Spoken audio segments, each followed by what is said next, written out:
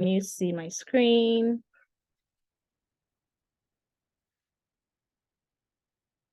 Okay. So we're starting afresh. So good evening, welcome. My name is Rita. I think everyone should know me by now. So welcome. Today's topic is abdominal obesity and hypertension. Okay. So let's get started. Abdominal obesity is a condition where someone has excessive fats around the stomach and abdomen, or should I say the stomach or abdomen. The stomach is part of the abdomen, okay? So when excessive fats builds up in the abdomen to the point where it can negatively impact someone's health, we call that abdominal obesity, okay? Now, it's a dangerous kind of fat, and it's more difficult to lose because it's a visceral fat and not a subcutaneous fat. So the difference between the two is that visceral fat forms in between the organs of that particular cavity, okay? Meanwhile, subcutaneous fat is just fat that is under the skin, okay? And this type of fat, you can lose it easily. However, visceral fat, it's more dangerous than subcutaneous fat, okay? And abdominal obesity, if someone is obese in their abdomen, they are more likely to be hypertensive or suffer from high cholesterol, high blood sugar, and it can also reduce the effects of good cholesterol in someone's body, okay? Even more than someone just being generally obese and not just obese in their abdomen, okay? So abdominal obesity is worse than someone being generally obese, okay? So I have a diagram here to explain visceral fats because abdominal obesity is a type of visceral fats, okay? So this is the abdominal cavity here, if you can follow my blue pointer. So over here, we have the liver. This small tiny thing here is your spleen. Then you have your liver. Then you have your pancreas. Then you have your large intestine. Then you have your small intestine. Then you have your rectum. So this is what basically makes up your abdominal cavity, okay? Now, in this diagram, you can see fats this is a transverse section of the abdomen anyway. So in this diagram, we can see that fats is everywhere in between the organs of the abdominal cavity, okay? Now, if you go to this side, this diagram here, if you follow my pointer, this particular fat here that is just underneath the skin is what we call subcutaneous fats, okay? And this type of fat is less dangerous, much more easier for you to lose, okay? However, visceral fats, you can see it builds up in between your organs. So it will be in between your stomach, in between your gallbladder and your liver and your spleen and your pancreas. It just forms everywhere, okay? In between the organs of this abdominal cavity, okay? Oh my goodness. The screen is not clear. Really? This is the first time I'm experiencing my screen not being clear. Can you see it now?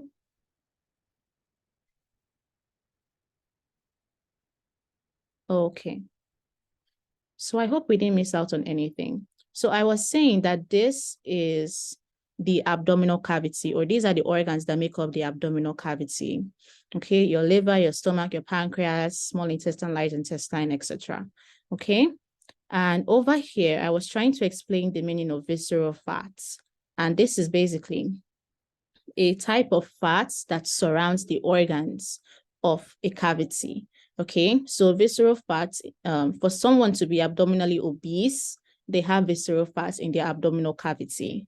Okay, so basically, instead of fats just being underneath the skin, like over here, this layer of fat here, this is subcutaneous fats, less dangerous, just under the skin.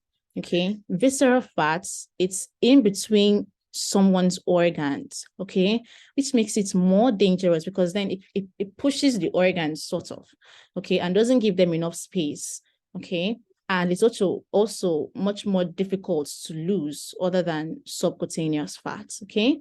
So this is what I was trying to explain so that you just know that if you are suffering from, in quotes, pot belly, it's not just ordinary fats. Your fat is built in between the organs of your abdominal cavity, okay? So I hope that we are together. All right, so how do we measure abdominal obesity? If you fit, or should I say, you can just take one of these three methods of measuring, okay? I actually have 4 methods. The other one is on the next slide, but let's start with this one. This is the most common way of measuring if someone is obese in their abdomen, okay? So if you just take a tape and put it around your waist and it measures more than 40 inches for a man and more than 35 inches in centimeters, that would be 40 and 88, okay, 102 and 88 centimeters respectively for a man and a woman, then it simply means that you are abdominally obese, okay? The other way for you to measure is your waist to your hip ratio, okay? So you take the circumference of your waist and you divide it by the circumference of your hips.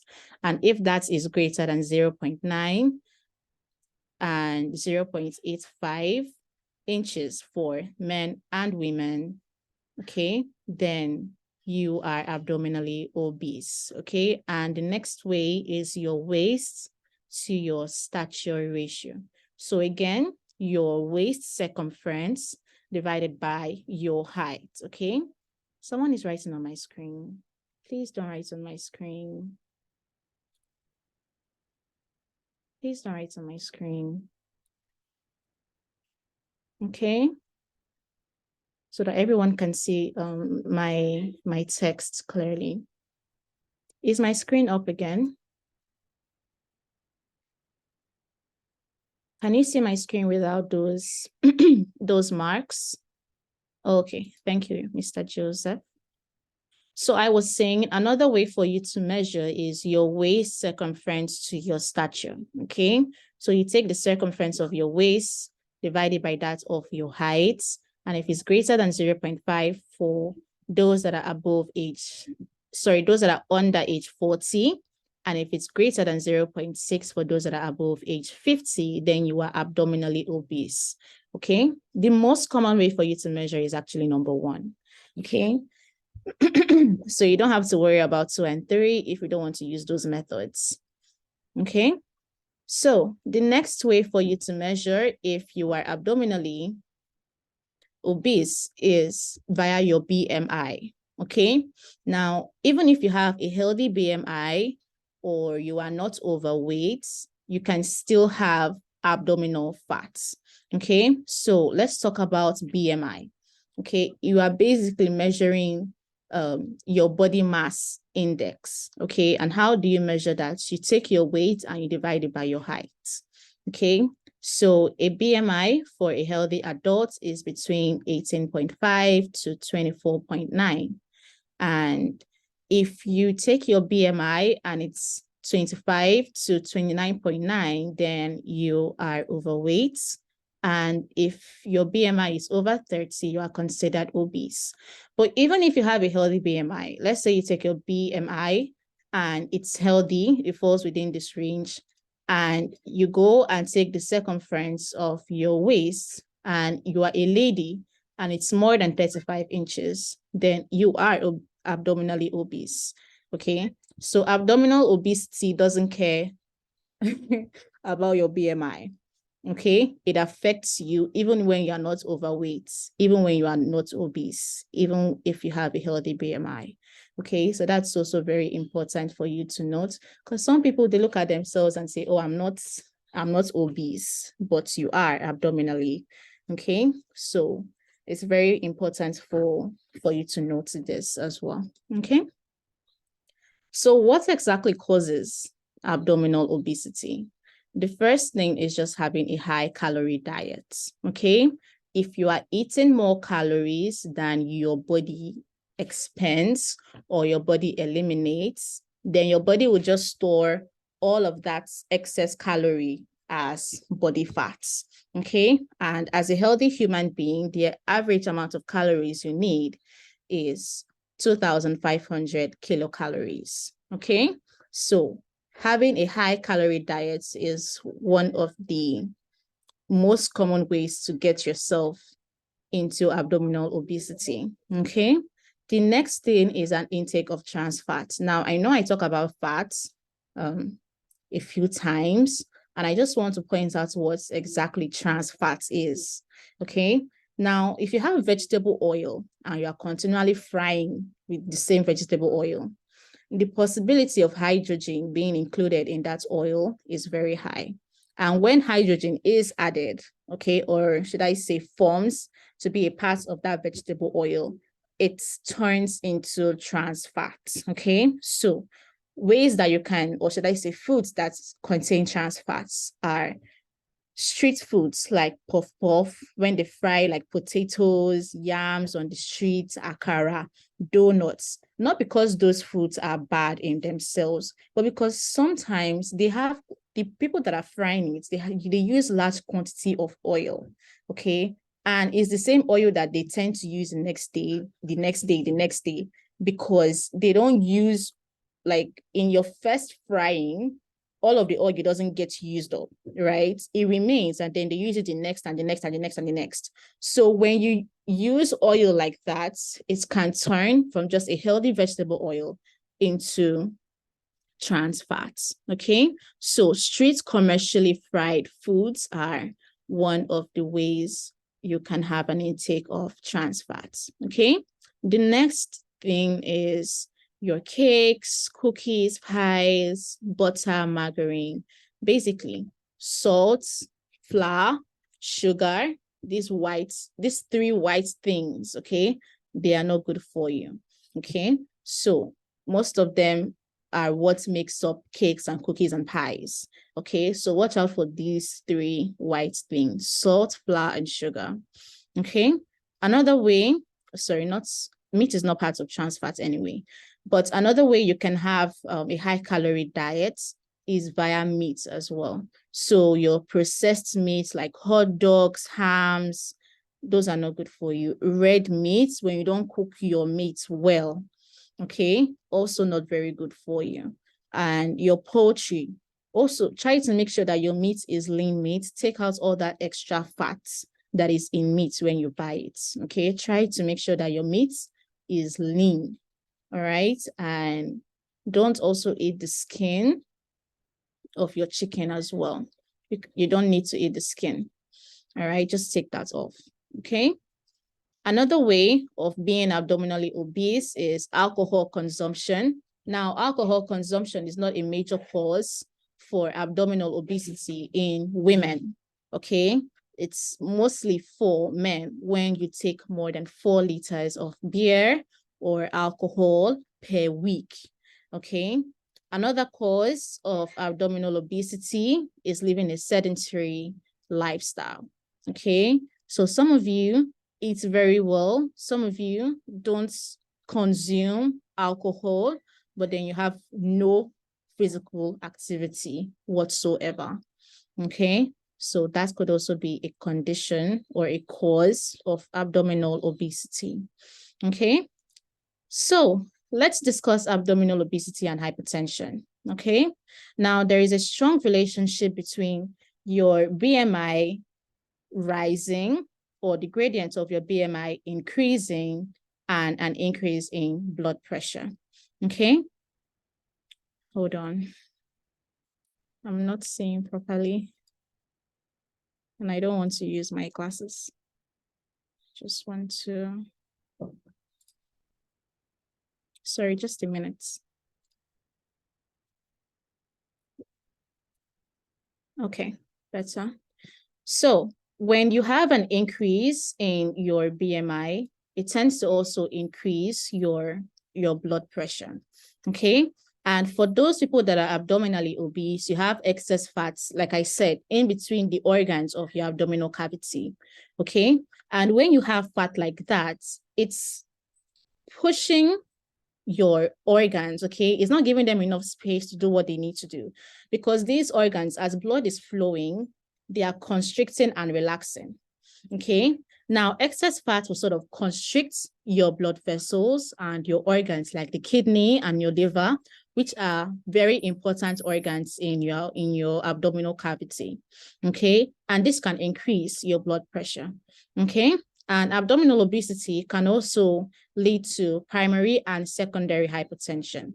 Primary hypertension is a kind of hypertension that you get from just having a poor lifestyle, not eating well, not exercising, you being overweight, you taking alcohol, too much salt, too much sugar, all those things, primary hypertension, okay? Secondary hypertension, on the other hand, is when you are hypertensive because you are dealing with a particular medical condition. And if you so happen to treat that medical condition, your hypertension is gone.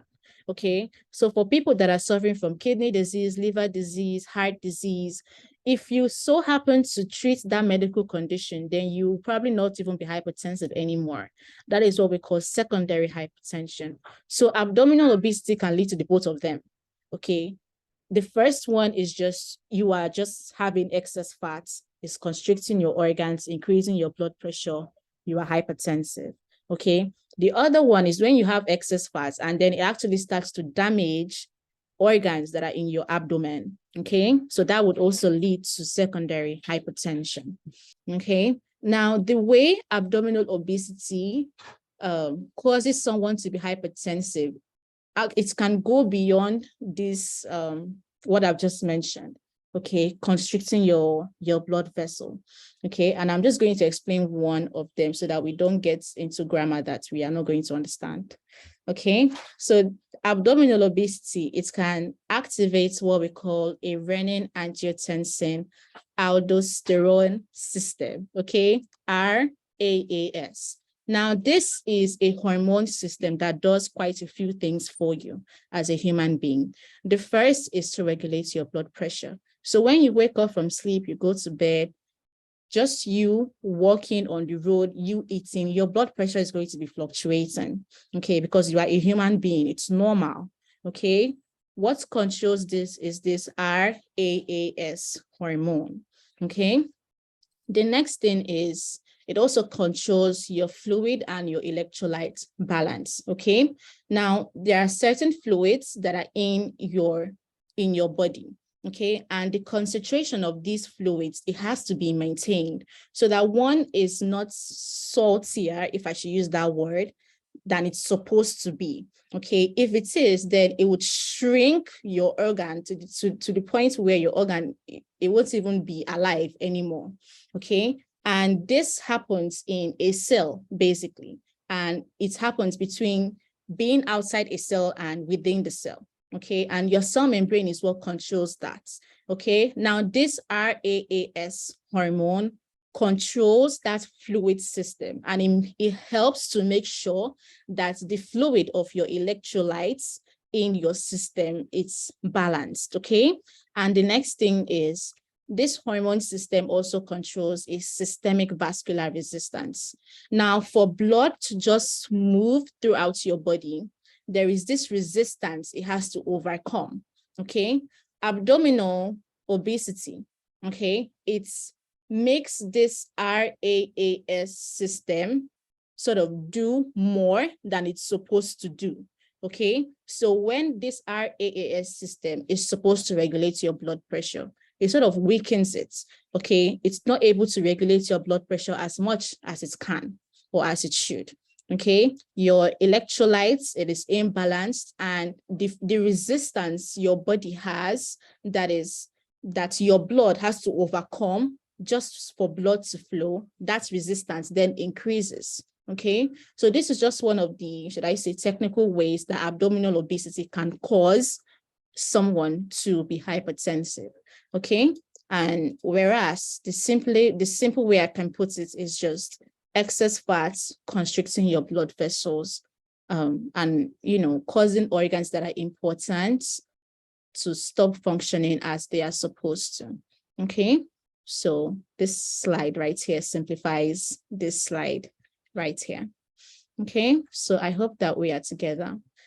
All right, health risks of abdominal obesity: heart disease, diabetes, asthma, Alzheimer's. These are conditions that someone may experience if they are suffering from abdominal obesity. Okay, so nothing much on this slide. How exactly can we control abdominal obesity via diets? We are going to talk about other ways to control it via other methods. But first, let's talk about our diets, since it's one of the most common ways that we get obese abdominally.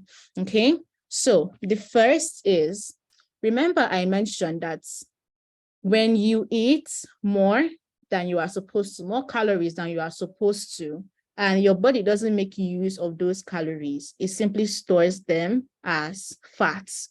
Okay, so a way for you to target being obese in your abdomen is to have a diet that is energy deficits. Okay, so when this simply means that you eat food that wouldn't give you as much energy as you are used to having. Okay, so that the fat that is already stored up in your body would sort of use that fat instead to meet up to its energy requirements, instead of you having to eat excess calories. So I hope that I'm making sense. When energy intake does not meet the energy requirements, this deficit is accounted for by metabolism of your stored energy, which is in the form of body fat, protein, and glycogen. Okay, so you are forcing your body to make use of the fat that it is already storing, okay, by reducing how much calories you take from your diet. Okay, now I have some ways that we can achieve this. The first is by intermittent fasting. Okay, now many diets focus on what you eat: no salt, no sugar, what else? Eat your fruits and vegetables, these things. Yeah, but intermittent fasting basically focuses on when you eat, okay, not what you eat. So for intermittent fasting, usually people eat at a specific time. So they'll say like from 8 to 12, you're not supposed to eat, and then you eat other times.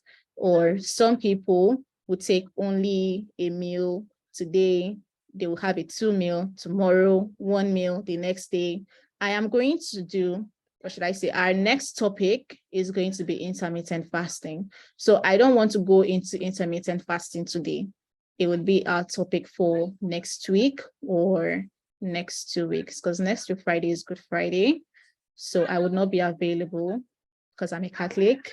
So probably the Friday after that, we're going to talk about intermittent fasting. Okay, so I'm going to dive deeper upper week Friday. All right. However, it's just one of the ways you can control your calories and the amount of energy or the amount of calories that you are eating from your diets. Okay, and force your body to make use, to metabolize all of the stored energy that it has already within your system. And doing that, you lose your weight. Okay, the next thing is the paleo diet. Now, it's an eating plan that our forefathers used to, should I say, this is the way our ancestors from like 2,000 years ago used to eat. Okay, they didn't have all these processed meats and hamburgers and chips. They were eating basically very healthy. Okay, and this is just what the paleo diet is about. So what you eat: your fruits, your veggies, nuts and seeds, your eggs, your lean meats, okay, your fish, especially those that are high in omega-3 fatty acids, like your salmon, your mackerel, your tuna fish, and your oils that are gotten from nuts like olive oil, walnut oil. Okay, and what do you avoid? wheat, oats, barley. Now, these are not necessarily bad for you. Grains are not bad for you, okay? It's just that the paleo diet is stricter than the diets that you would have as a hypertensive patient, or the Mediterranean diet, okay? So this is not to say that you cannot eat your grains, or you cannot eat your legumes, or you cannot eat your dairy products. You can, but this is just what the paleo diet is about. This is the kind of things that the paleo diet avoids, okay? So with it, you can't eat added salts, you can't eat refined or added sugar. And I just want to point out here that if you are struggling with pot belly, make a decision to just stop taking sodas and processed meats, okay? That is one thing that I would tell you to stop doing. Usually, I wouldn't restrict you from taking foods, but sodas, anything that you open and it does, shh, okay? Fanta, Coke, Sprite, malt, restrict, just stop taking all those things because it's not helping you. Okay, I'm talking to specifically to those that are taking that are suffering from abdominal obesity. Okay, if you really know that you want to get rid of it, you have to seriously limit, and I would even recommend that you eliminate sodas and processed meats. There are so many healthier versions, okay, that you can make use of to enjoy yourself. Okay, stay away from sodas and processed meats like hot dogs. Okay, you can do without them. All right, the paleo diet also restricts some starchy vegetables like white potatoes, processed foods like chips, cookies, etc. Okay, so let's move on. We have bioactive compounds. Now, green tea is an example of a bioactive compound, okay? And simply because the content of green tea has been found to, it has the potential to expand fats and to oxidize fats. Now, I guess this is the reason why you see so many teas out there for slimming teas, weight loss teas, because it has some form of catechin or antioxidants, okay, that helps with fat expenditure.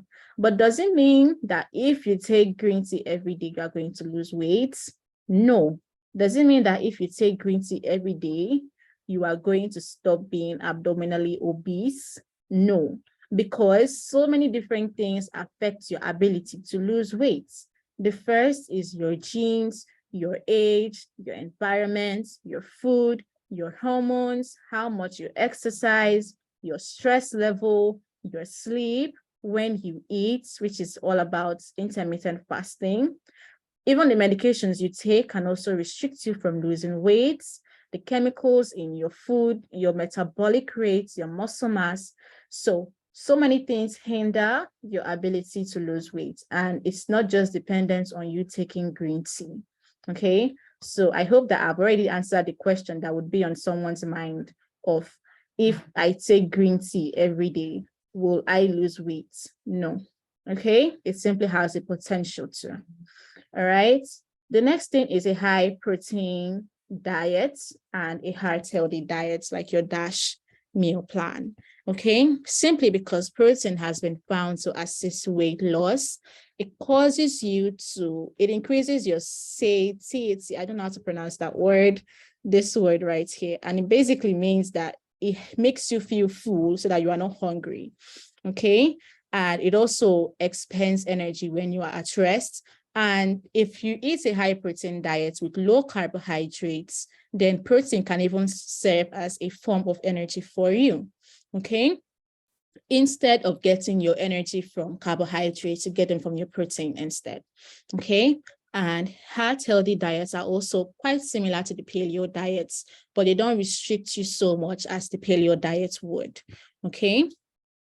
So, are we together? Are we together? Please let me know.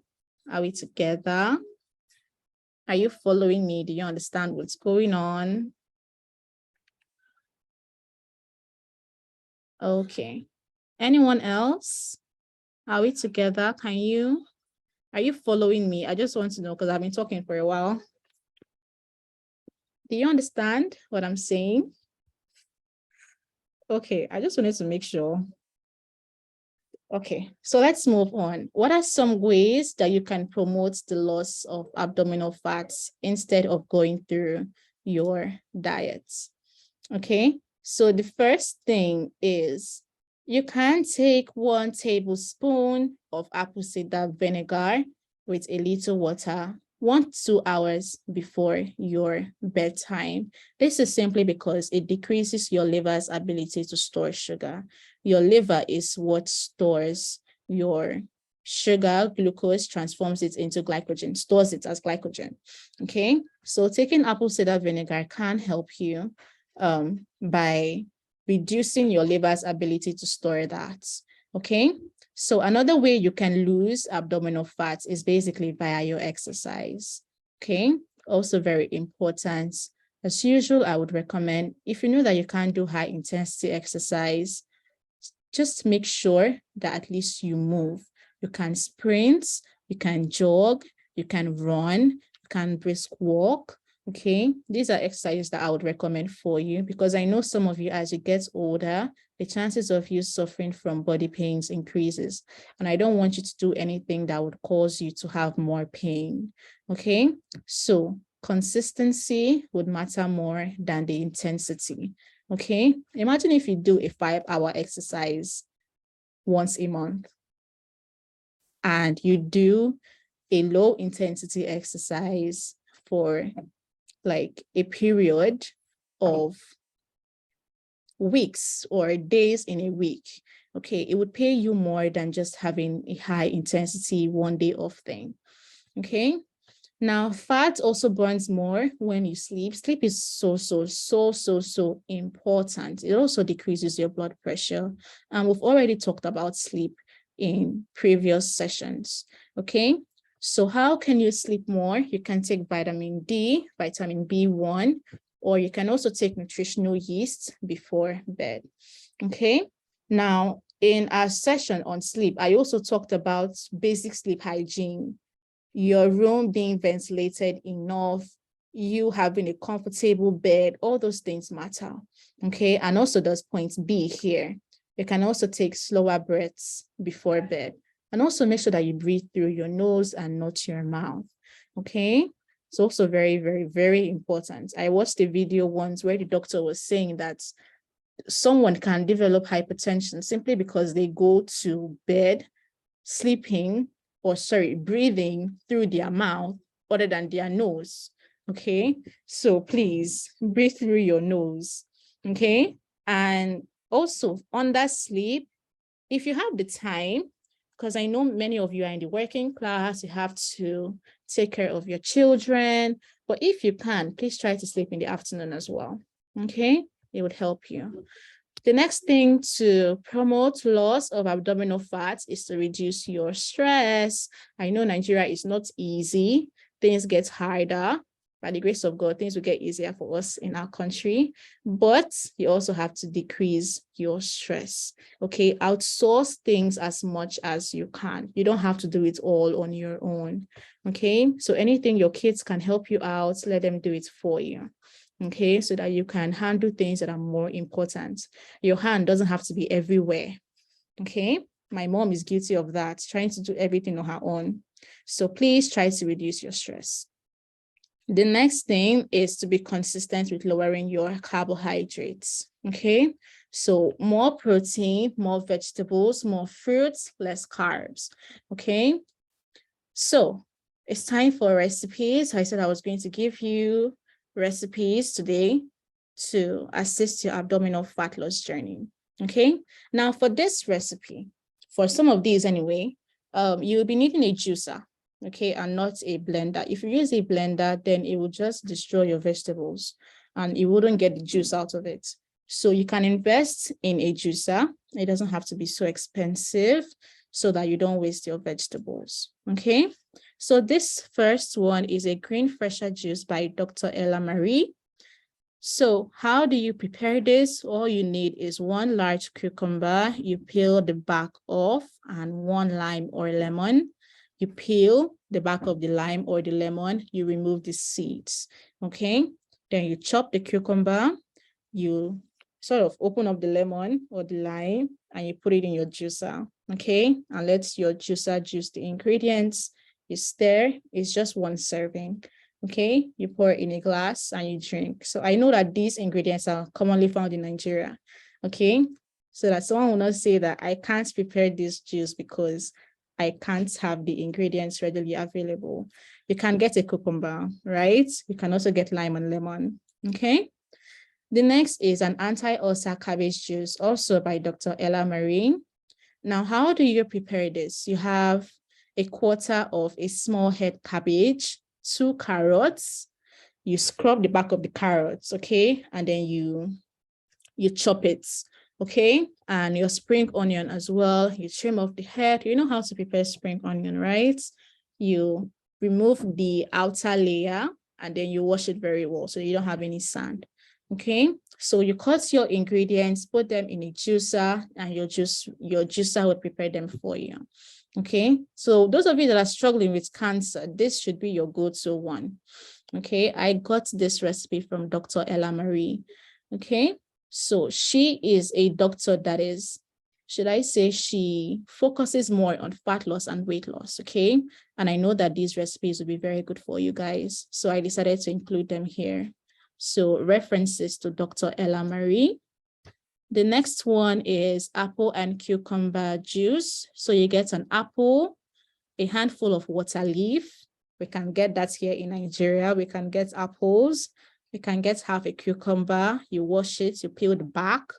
We can get 2 spring onions, 1 lemon, and 1/2 to 1 inch of ginger. You peel the back, okay? And you simply chop all these and put them in a juicer, okay? And just like that, you have your apple and cucumber juice, okay? Now you have a natural diuretic tonic. Now in our last session where we talked about BP medications, I hope that you remember, we spoke about diuretics. So remember I said that diuretics help your blood vessels. It helps to open them up a little bit, okay? And also recall that abdominal fat sort of constricts those blood vessels. So you have a recipe here to help you as a diuretic, okay? To help reduce that effects that abdominal fats is causing to your blood vessels by constricting them, okay? So we have 1 large ripe tomato, cucumber, water leaves, green pepper, lemon, okay? So you cut your ingredients, you place them in a juicer, and it prepares the juice for you. You can take it, it basically gives you 1 to 2 servings, okay? The next thing is your avocado banana smoothie. So the first is, this is a smoothie, not a juice, and you can use your blender for this one, okay? So you have a scoop of vanilla protein whey powder. You can get this whey powder in a supermarket, okay? You have 1 ripe avocado, small medium banana, 2 tablespoons of lemon juice, and a cup of water. So you blend all these together and enjoy. The next is your banana split smoothie. So you have 1/2 a scoop of vanilla protein whey powder, which you can get from a supermarket. Then you have 1.5 cup of water. So this is actually 1.5 cup, okay? I didn't know how to write that in such a way that it would be clear. So please note, this is 1.5 cup of water, okay? 1 banana and 1/2 cup of pineapple. So you get your pineapple, okay, and you chop it, okay, and you put them in a cup. If it's 1/2 the cup, you know measuring cups, right? So if it's 1/2 the cup, that's basically what I mean by 1/2 cup of pineapple chopped, okay? So you take that, you blend, and you enjoy your banana splits smoothie, okay? The next one is an immune builder. Sorry, it's supposed to be an immune system builder. So you have 1 handful of spinach, okay? 1/2 green apple. So a green apple split in 2, 1 inch of ginger, 1 to 2 garlic cloves. So you know how garlic has like many many cloves all together in one like bulb, right? So you just need 1 to 2 cloves of a garlic bulb. Okay, that's what I mean by a garlic clove. Okay, so just 1 to 2 cloves, 1 lemon, you peel it, you remove the seeds, and you need 3 carrots. You scrub the back of your carrots, you remove the top and the bottom, then you cut all of your ingredients, you put them in a juicer. Okay, for juices, they go in juicers. Please don't make a juice with a blender. Okay, I don't think you'll have the desired results you're looking for. So if you can invest in a juicer, please do. Okay, or you can go for the smoothies instead. All right, so you cut all of your produce and you enjoy. Okay, now the next is an energizer. So you have 3 to 4 carrots, you have 1 cucumber, half green apple, 1 small beetroot. Now, I know beetroot is not commonly and readily available, but it's so important that I don't even want to give you a substitute. Please, anywhere you see beetroot, grab it, because it can be very helpful to you as a hypertensive patient. And it's such a shame that we don't have it so readily available here in Nigeria. Okay, so if you can't get beetroot, please do. I would also recommend you just eat beetroot on a regular, because it's really good for you if you are dealing with hypertension. Okay, so you need a small beetroot for this recipe. You also need a lemon, and you need 1 inch of ginger. So you cut all of your ingredients together, you fit them into your juicer, and you juice and enjoy. Okay, so that's all, 8 recipes altogether. I really hope that you try 1 or 2 or 3, you know, to assist yourself into getting rid of abdominal fats. Okay, so we have come to the end of our session. Any questions, comments? Please let me know.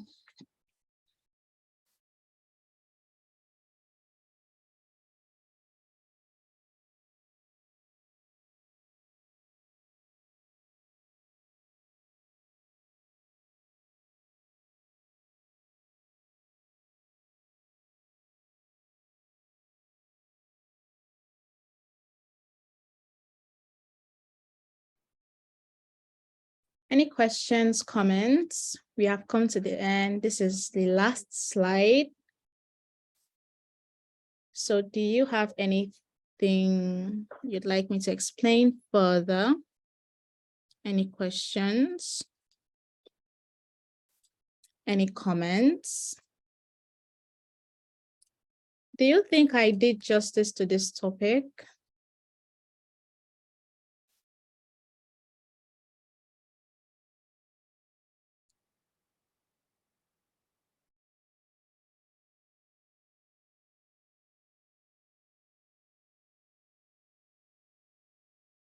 Okay, I see Mr. Lanry.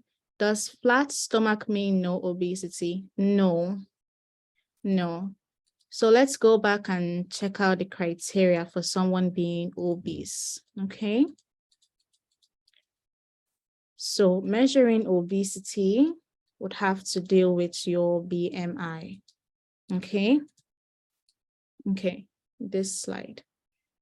So if you take your BMI, which is basically your weight divided by your height, okay, and it's greater than 25, or it's between 25 to 29.9, you are overweight, okay?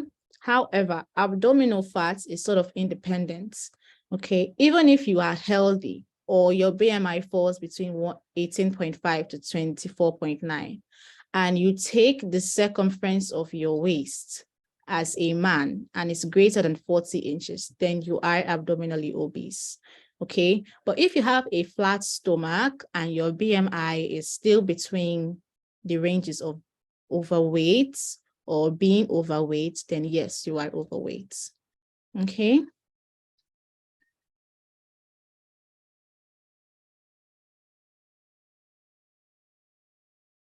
Is our normal tailor measurements in inches? Well, if you check on it in inches, I think so. It should be. Those are the tapes that we see very well. Yeah. So if it's in inches, yes, you can use that. Okay. Are you saying if I wear a waist 42, do you mean 42 inches trouser? Then if so, then yes, you are suffering from abdominal obesity. I saw a video once and they took the circumference of the lady, and before they showed her the results, they asked her, do you think you're obese? She said, no, I'm not fat now. Yeah. It doesn't have to be with, we don't treat it as how you determine yourself as either being fat or slim. Okay, simply take your measurements.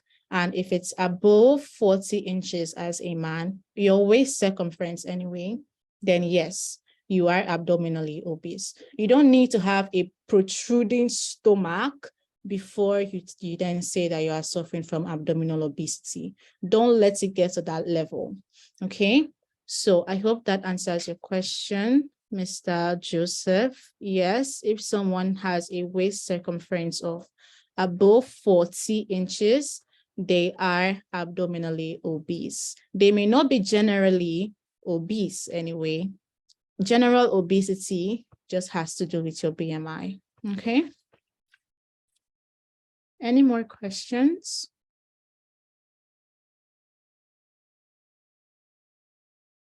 If you didn't get anything today from all I've said so far, what I really want you to get is if you are suffering from abdominal obesity. So first is this measurement. The next thing is getting rid of your sodas. Okay, sodas and processed meats. You have to do away with those.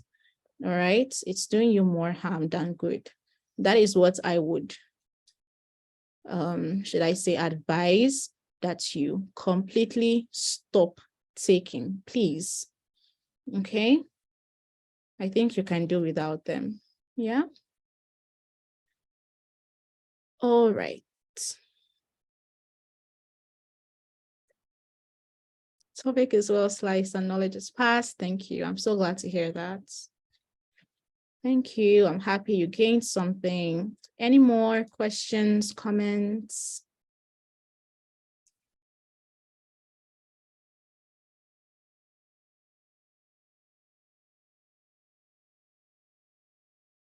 Well, Mr. Thomas, good evening. Thank you for your help. Yeah, the session is recorded, so I would make it available to you once we are done, okay? So you can watch and share with a friend who would need this information, okay? All right, any other question? You're welcome, Mr. Lanry.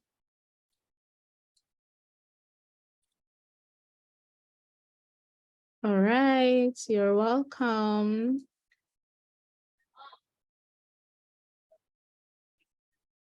Thank you for being here. Thank you for joining. Imagine if you're not here, then I'll just be talking to myself, right? So thank you for being here. I appreciate you being a part of my audience, okay? Especially attending my live sessions. All right, so I would stop sharing now so that I can watch the movie that I want to watch. Okay, so thank you for being here. Have an amazing night's rest. Take care of yourself. Take care of your health. I wish you all the best. Bye.